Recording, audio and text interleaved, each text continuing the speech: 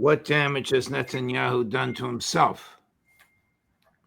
It's too soon to tell, but I think we and Netanyahu have done damage to ourselves. I don't think anybody beyond the borders of the United States believe anything we say, Judge.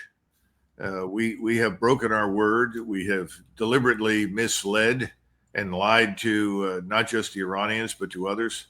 I don't think anybody in Moscow or Beijing, or for that matter, anywhere else listens. I know that the Koreans and Japanese have both backed out of the most recent conference invitations. I think they view us as unstable and dangerous. Again, I think I mentioned this some time ago. The rest of the world sort of looks at us as patient zero, and they want to contain us. They want us to stay in our room. They don't want to go to war with us. That's the great myth. I think it was Jeffrey Sachs who said more than one occasion, never in our history have we been more safe from attack than we are today. That's true, except for our soft underbelly in Mexico and the drug cartels and the millions of illegals in the country. But no one external to the country wants to go to war with us.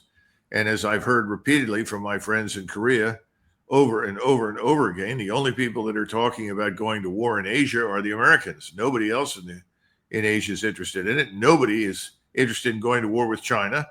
And they utterly reject the notion that China is a military threat to them. So, we've reached this strange point where President Trump is doing what most presidents do. He's taking, credit for what looks like a short-term positive development. And he might as well, because presidents, when they're in office, are always blamed for anything that goes wrong on their watch anyway.